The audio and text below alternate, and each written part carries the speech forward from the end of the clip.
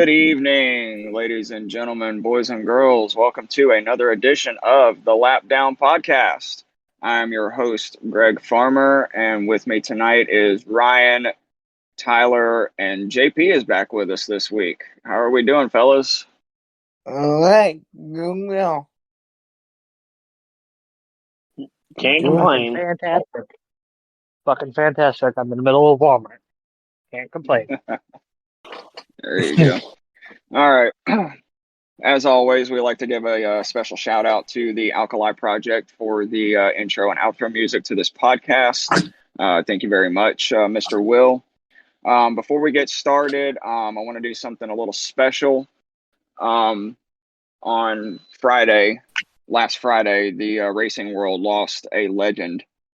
Scott Bloomquist was killed in a plane crash on his farm. And for those of you who don't know who Scott Bloomquist is, he was basically like the king of dirt track racing. The like I said, the racing world was in shock. And then on Saturday, something that happened close to me, close to my home, Deputy Brandon Cunningham of the Paulding County, Georgia Sheriff's Department, was shot and killed while responding to a domestic dispute. And the outpouring of support has just been amazing for this fellow officer. So if you guys would join me in a brief moment of silence.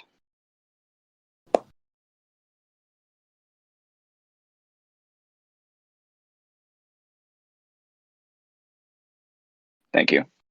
All right, so we are just going to dive right in. We talked last week about the penalties for Austin Dillon and his actions at Richmond, and they did the appeal process today, in which they lost the appeal process, with the exception of Austin Dillon's spotter had his suspension reduced to just one race, which means he will be back with Austin at Daytona this weekend. And they announced today that they will be going to the final appeals officer to try to win. So the playoff picture is still very much up in the air as of right now. I've been following Bob Pockrass's tweets all day. He didn't really say exactly when the final appeals process was going to be. Probably sometime later this week or maybe early next week. But Ryan, we pretty much saw this coming, that he was going to lose this first appeal, correct? Yeah.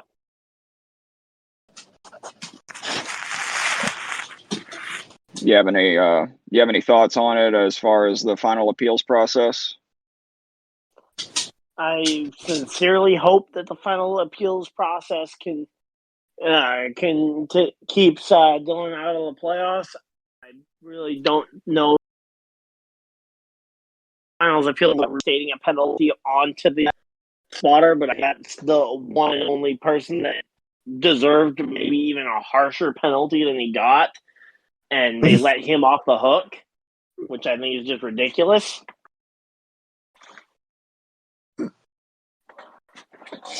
Because, I think he was the one person that defending on Twitter after the race.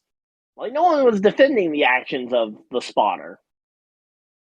No. Because what he did was indefensible. Yep. Yeah, and he's the guy that gets the reduction in penalty.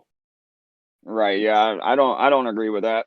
I mean, if they went and appealed and reduced the amount of points that were taken away, like the 25 driver points, as a way to try and make it not feel like they're being as harsh while still remaining with the one thing that RCR actually cared about, which was the playoff spot, I would have been okay with it. But then appealing that penalty, the penalty on the spotter, just seems like they went and undid the one thing they got right.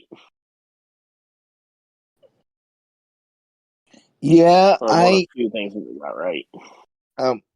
I'm sorry, Ryan. Are you done?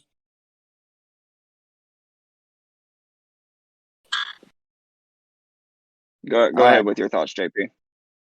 So, yeah, I kind of agree with Ryan. I know we I kind think of. JP's got some low signal.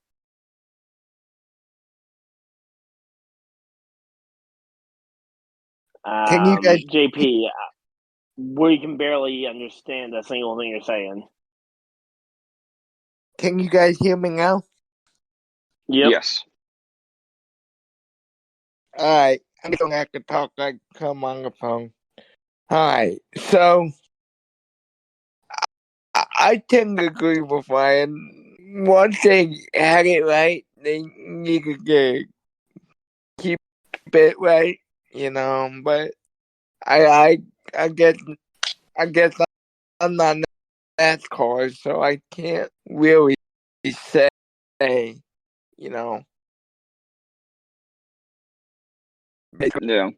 I'd really Go ahead. like to know what I'd really like to know what their argument was to get the suspension reduced for his spotter. But Tyler, what do you think?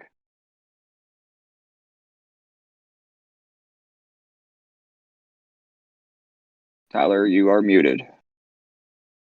Yeah, no, I'm trying to unmute. I actually we're all on the same. I just feel like we're all on the same page here. Why take away the guy that actually did wrong? Like actually, the one person that nobody was defending.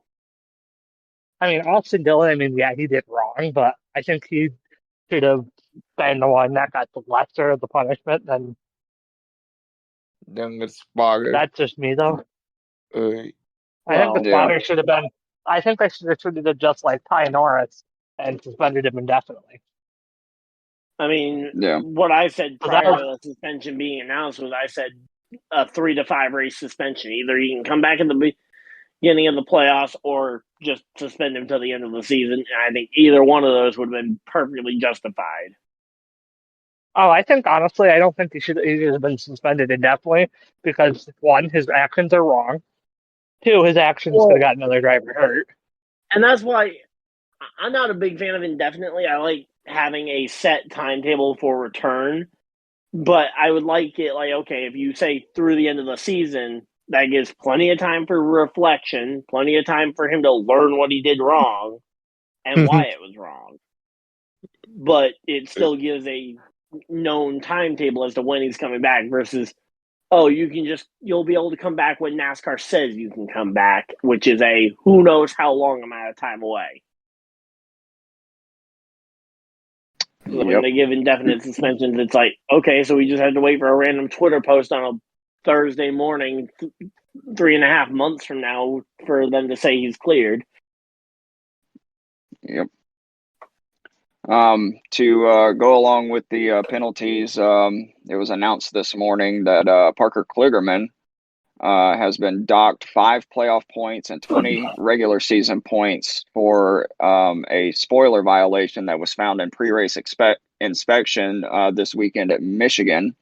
And his crew chief, Patrick Donahue, was fined $25,000 as well. There's really no details as to what the infraction was. So I'm not entirely sure why he was penalized. Ryan, do you maybe have any additional information about that?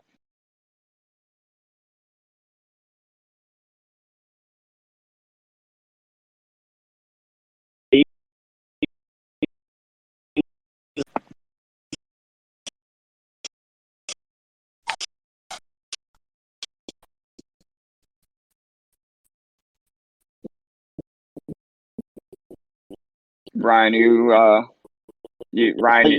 sound like a robot.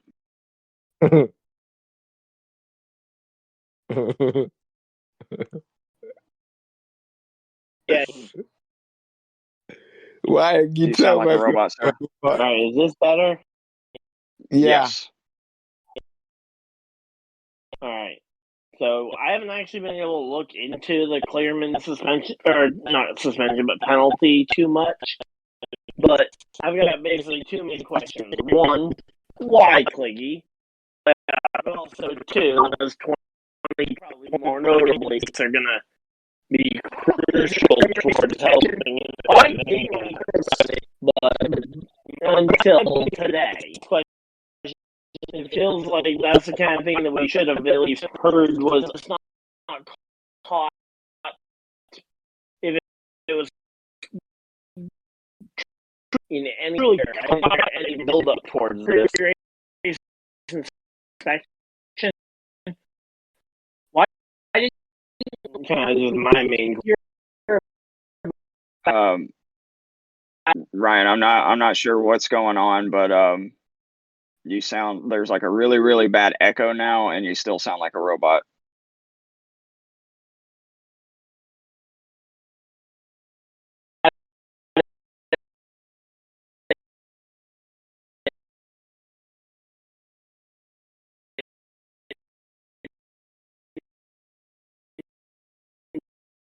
Hello? You sound better. Hello? You sound a little bit better. Hello?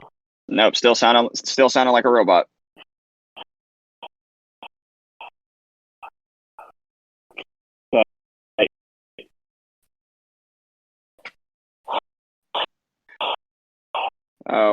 While Ryan tries to figure it out, JP, what are your thoughts on the Parker Kligerman penalty?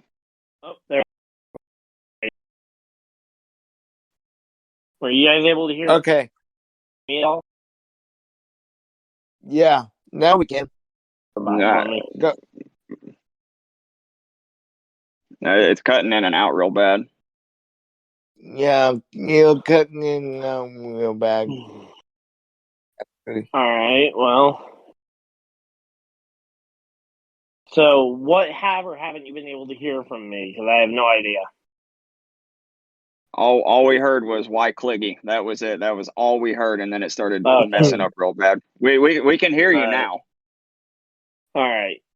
So why Cliggy? And if this was found in pre-race inspection, why didn't we hear anything about it until 4 days later?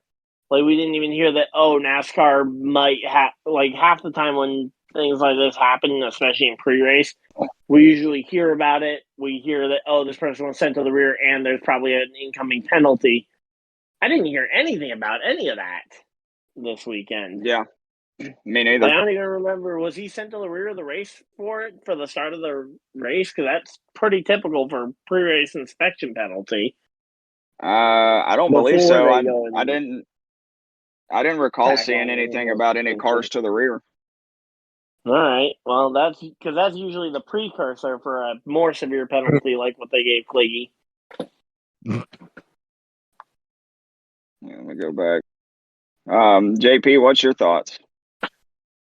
Sucked. This sucked. I mean, if they're going to give out a penalty, you know, why didn't we hear about this penalty on Saturday? I mean,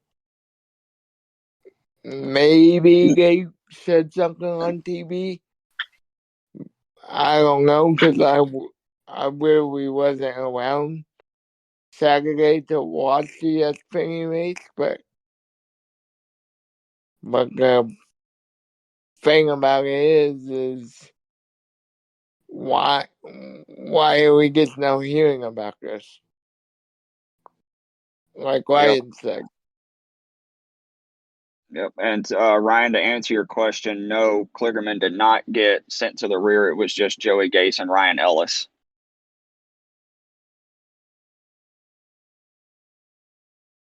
So now something I want to dive into real quick is we saw 2 cars get airborne this weekend. We will get into that. Oh, just yeah. Hold patient. Tyler, what are your thoughts on it?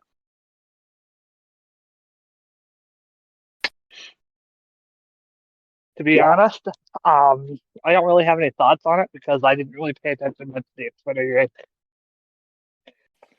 Well, I mean, Kligerman didn't have a stellar Xfinity Series race because of it or anything, because they removed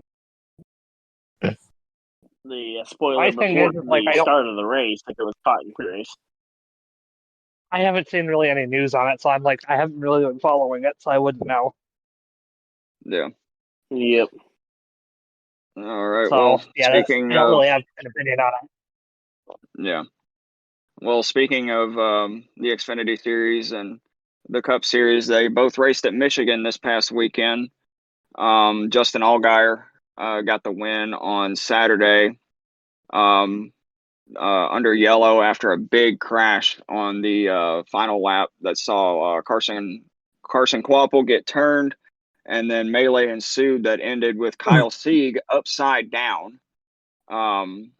Sliding down the backstretch and then flipping back onto his wheels. Kyle Sieg did say post race that he was okay. He was a little sore, but it was kind of weird to see a blowover on a non-super speedway track, especially with the package that the Xfinity Series was running. They were running their super speedway package, literally. Almost kind of like a pack, and they were running much slower than what in previous years. And then on Sunday, Sunday they started the race, and then Mother Nature reared its ugly head once again this season, and they postponed the race after 51 laps to Monday.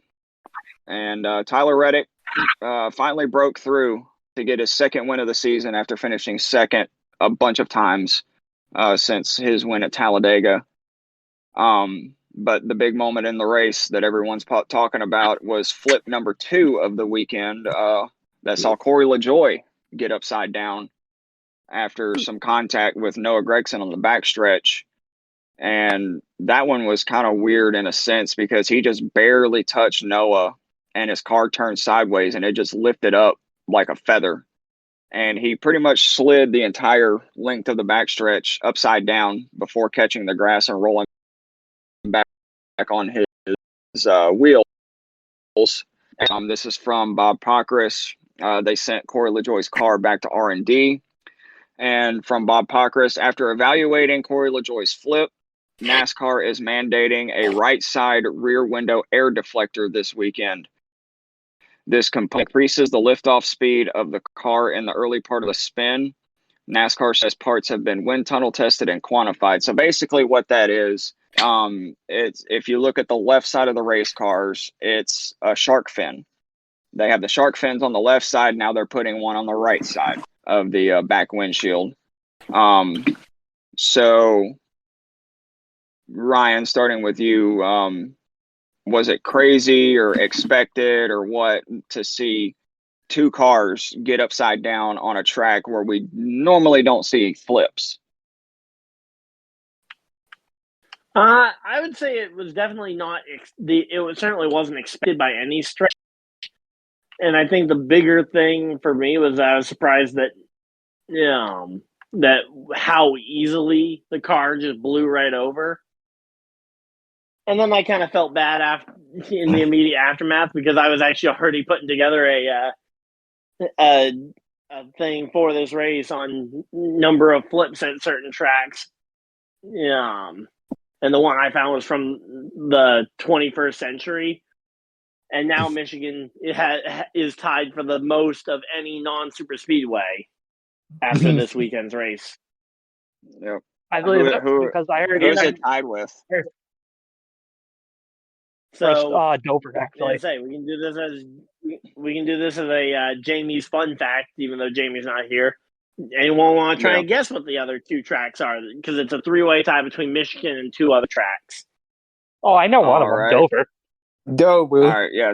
No, Dover only has 2. Tyler, give your guess Dover first. only has 2 flips. The other one has to be Pocono. Well, he said there's 2 tracks, and he said Dover is not one of them. So you got to pick 2. Well, I'm going to say Pocono, and I'm going to have to say another one. Ooh. And this is number of flips throughout Truck, Xfinity, and Cup Series races combined, by the way. I know am I correct on Pocono? Yes, Pocono is one of them. Pocono, and I believe shit. Watkins Glen. All right. Watkins. JP. Hang on, So don't give us the answer yet. Yeah, I won't give you the answer yet. I'm going to say Watkins Glen and Pocono. All right. Well, we already know Pocono is one of them. I'm going to say the other one is Atlanta. You are all wrong. Watkins Glen only has one airborne flip, and Atlanta also only has one flip in the between the 3 series in the 21st century. Okay. So who's the I third was kind of track? surprised by that one. That the only flip at Atlanta since the 21st century was the Brad Keselowski flip there. Yeah. So who's the other third one one? that was tied.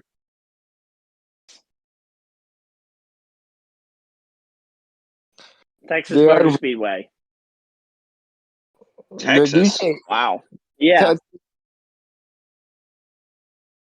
Oh, yeah, I know why. 1, Michael McDowell.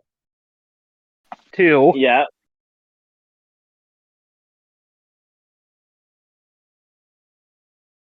Two.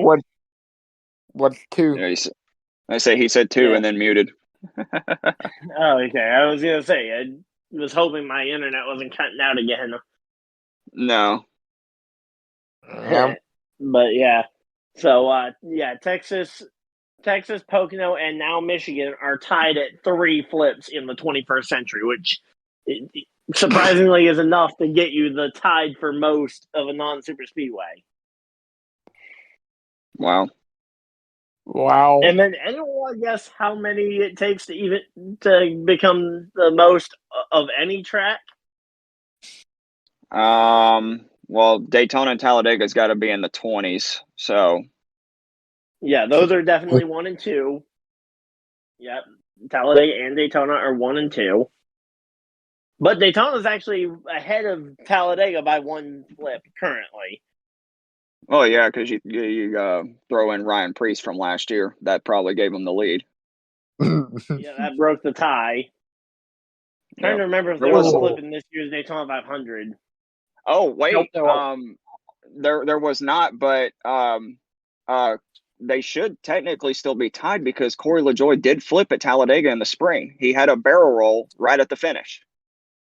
Well, it could be that I don't have the exact number as to when they were, because the flip from Ryan Preece at Summer Daytona last year might have offset them by 2, and then Talladega closed in with the flip of Corey LaJoie at Talladega.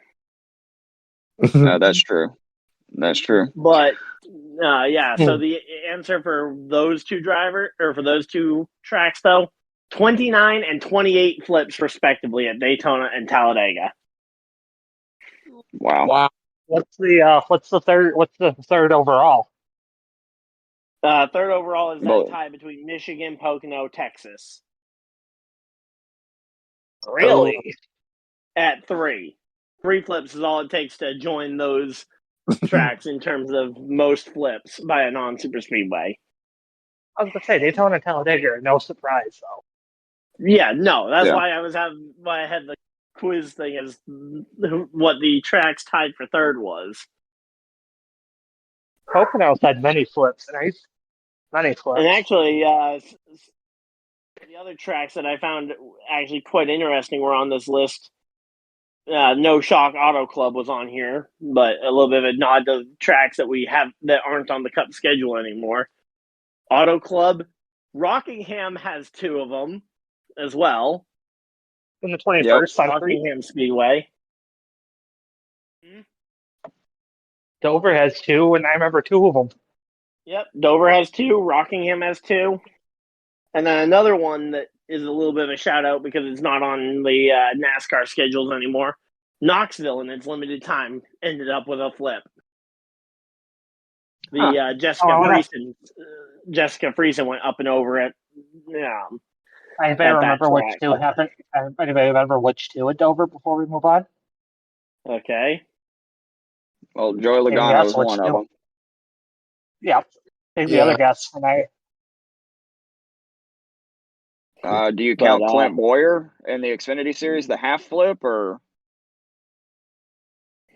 It has to be a full blowover, and I think it was. yeah, it has to be a full blowover.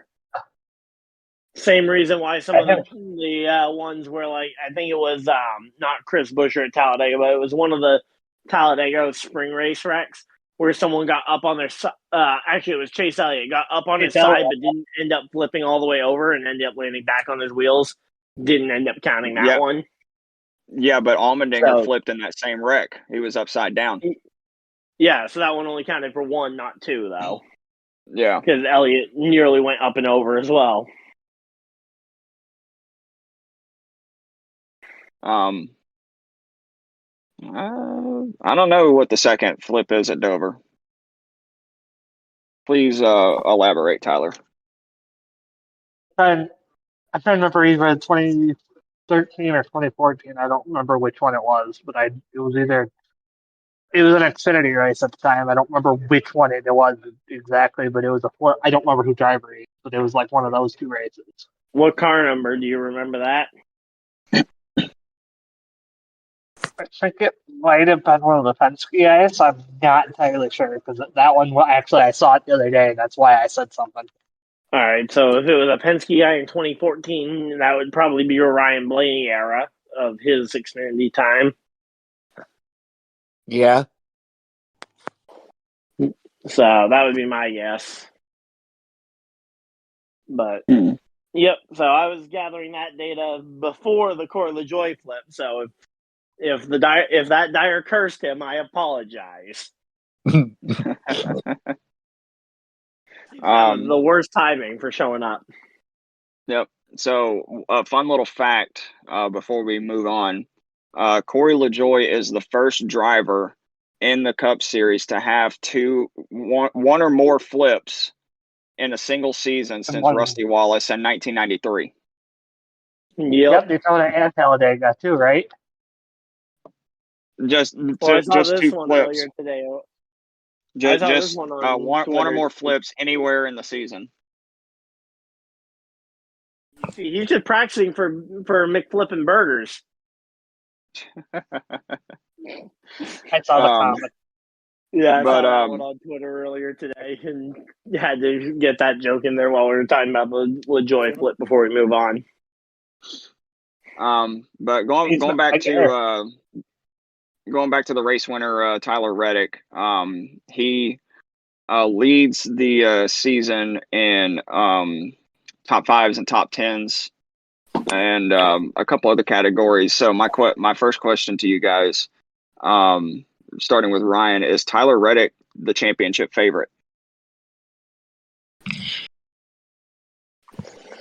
I would say probably not.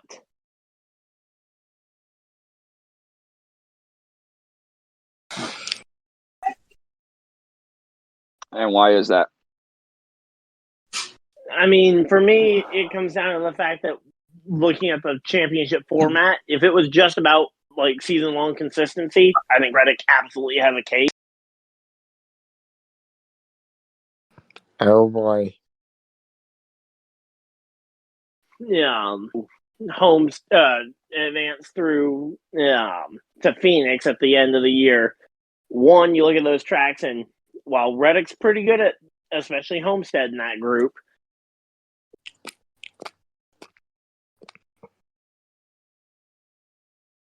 Ryan, you're starting to sound like a robot. pretty good at the flat ovals. Can everybody else hear me well? Because everything on my end says that my signal shouldn't have dropped. And JP, your signal's been pretty terrible as well. Am I terrible? Your echo is back, Ryan. Okay. That's better. All right. Anyway, so when it comes to the situation, I look at the tracks that Reddick will need to do well at to advance to the Championship 4, and I look at the Championship 4 track in general. And both of those things, while, yes, Homestead is a particular favorite track of his, Overall, Bell is also very good at most of those tracks, and in particular, he is, I would say, the objectively best driver at Phoenix and on the flatter ovals. A track type that Reddick really hasn't figured out yet, the flat track. Like, trying to remember exactly how he finished at tracks like Homestead, or not Homestead, New Hampshire and Richmond earlier in the year, which are usually the two closest tracks for comparisons to how you'll do at Phoenix, aside from Phoenix itself. And Bell's got 2 wins at 2 of those tracks. Yeah. Meanwhile, I don't remember anything about Reddick at any of those races. Not that I know of. So that would be my biggest reason as to why I don't have Reddick as a championship favorite, and that's basically just because I think Bell is the championship favorite. It's his most successful season, and while inconsistent, his consistency at the tracks that he's good at, Martinsville, Homestead, and Phoenix, the final 3 races of that year, he very well could end the year with 3 straight wins. That is true. Similar to how someone like Chase Elliott went average-ish through the regular season, then won Martinsville, Phoenix back-to-back to advance to the championship 4 and win the championship in 20. Yep. Tyler, Ryan just kind of covered a couple people, but for you, with 2 races to go until the playoffs, who is really in the hunt for the championship this year? Really in the hunt? I would honestly say I don't know if it's over Kyle Larson. I didn't catch that. But I think Kyle Larson and for sure Chase Elliott after last year's debacle, those 2 are definitely for sure in the chase for the top for sure. And Chase Elliott has quite a couple road courses coming up. I mean, Shane Mendesberg's been running them, but Chase Elliott really, really does well at the Roval. That's probably his best finishing track. And Watkins Glen he has a good track record. I mean, last year, we don't talk about last year. But then you got Kyle Larson, which he has some really good. Well, Kyle Larson has a mix of good tracks coming up, like Las Vegas, Kansas, and Homestead. Yeah. My biggest argument against Larson and Elliott is the fact that, one, they have a teammate who's right there with them who hasn't won a championship yet, which the way Rick Hendrick seems to be doing it and the way Hendrick Motorsports in general, they seem to be kind of rotating the kind of cycle of power, and this almost seemed like it was supposed to be Byron's year, especially early on. And while he's been quiet, we've seen drivers be great in the beginning quarter of the season, quiet in the mid-season, and then turn it on when playoffs come around. So, and not to mention, I think the fact that they may have 3 or 4 drivers in the championship 8, I think the resources being thin for those 4 could end up leading to some power struggles. I mean, don't forget about the drama that Elliott and Larson have gotten into wrecking each other at Watkins Glen in the near past. Yeah. So that's where I just say there's definitely some concern there. Yeah. JP, since its inception, the regular season points battle is probably the tightest that it's ever been. And it's between 4 drivers pretty much right now. It's between Reddick, Larson, Elliott, and Denny Hamlin. Who would you think wins the regular season championship after Darlington next week? After Darlington next week, I hate to say it, but Denny Hamlin. I don't really care for it, but I actually think JP got something right. Let's go. I either think Tyler Reddick or Danny Hamlin, my personal opinion. Yeah. It's kind of like, what have you done for me lately? And that team's been on fire. So, we'll see. They get for Daytona. I think Danny Hamlin's got it.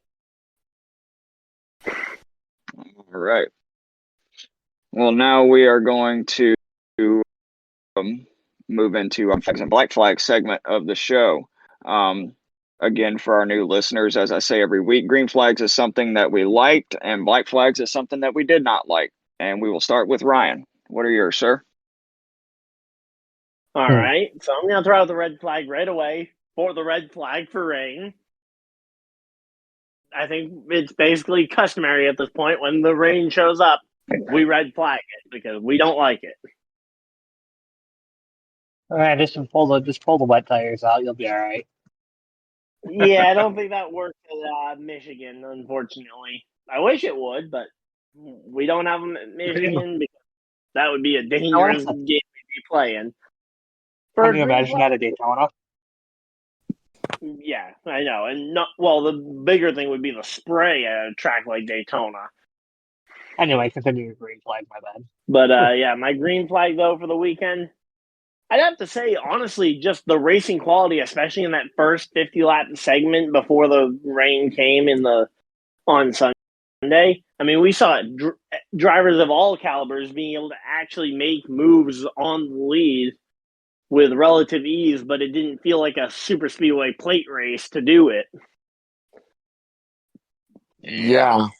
Which I think is amazing. If you can pull off moves where it's like, okay, a guy like Bubba Wallace with minimal help can jump out of line 3 wide and take the lead. They were talking about closing rates all weekend. Yeah, and all that without making it feel like it's a super speedway pack style race. I think that's NASCAR's that should be the absolute goal, is to create that kind of racing without creating pack racing at every track. Yeah. I don't know. Do you want to go next, JP, or can I go? Go ahead, JP. So my good flag happens to be But Tyler Reddick. He looked good Monday from what I saw, and won that race. So green flag to him, black flag, of course, has to go to the weather. You know, sitting there thinking we're going to get this race in, and then the weather shows up. Yeah. Delayed start. All right, Tyler, what's yours? My green flag was in general, like Ryan said, racing was actually pretty damn good. Racing probably was one of the best races besides Kansas all year on a non-super speedway. Yeah. And especially where Michigan's usually one that I think most of us usually take dunks on for terrible racing quality. Since the next gen car, honestly, in my personal opinion, since the next gen car, Michigan's put on some banger races. Yeah.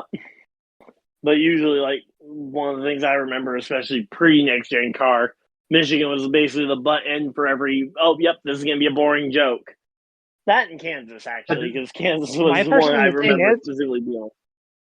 Yep. The only time it really got spread out was like the last 20, 30 laps. Okay, no idea what you said there. I said the last 20, 30 laps is when it got real spread out. Yeah. Can you hear me? Yeah, we heard you. Like noon on that day. Yep.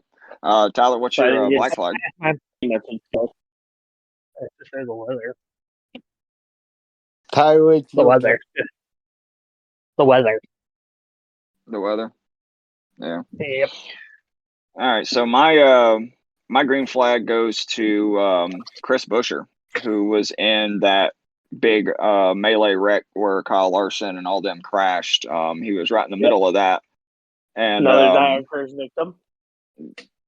Yep, but he drove back to a 6th-place finish, so I'll give him major props for that.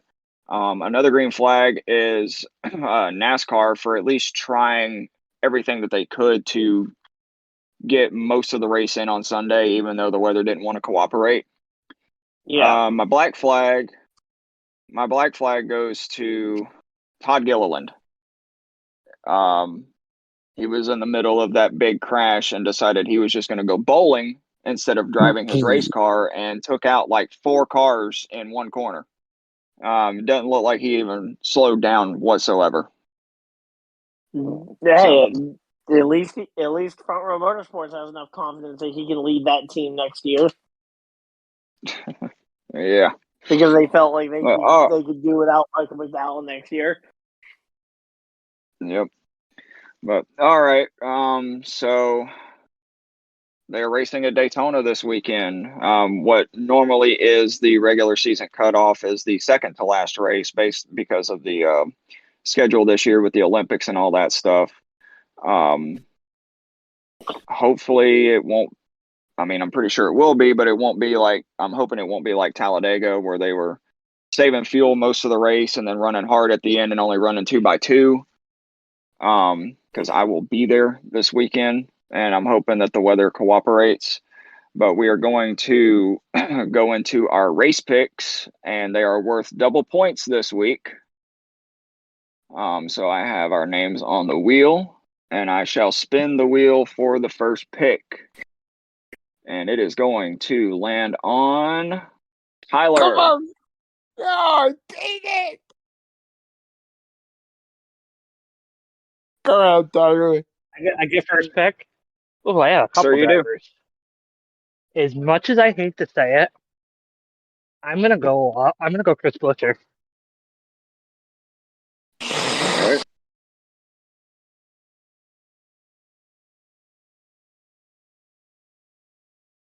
All righty, Chris Buescher is off the board. All right, next pick is going to be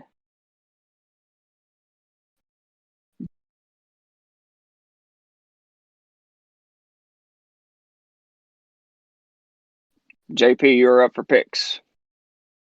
As much as I hate to say it, I said I was going out on a leg. I'm going to make Will happy and go with Bubba Wallace. Oh, wow. Bubba Wallace. All righty. And next pick will be Ryan.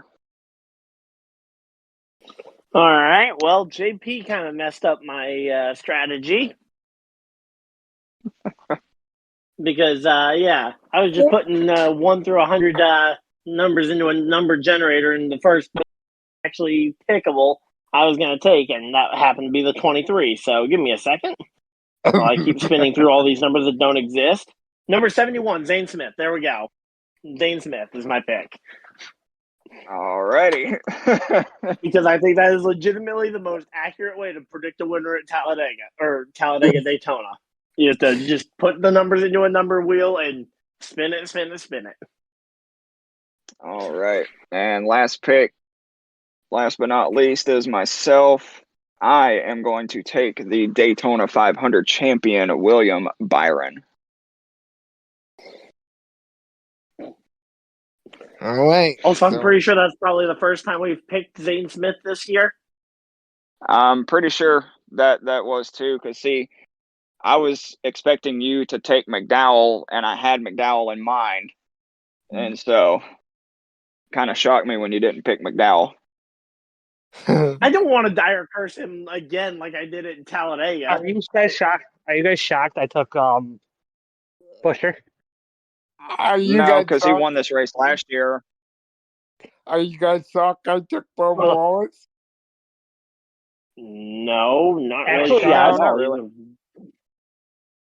And say he's a good driver, and you don't really have any real negative opinions of drivers, so I assumed you just picked the best driver available. Yeah. Yep. And Bubba's got triggered it this one, even though he hasn't won Daytona yet.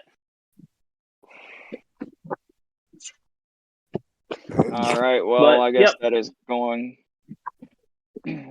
going to conclude our show. I will get the rest of the picks before I leave for Daytona.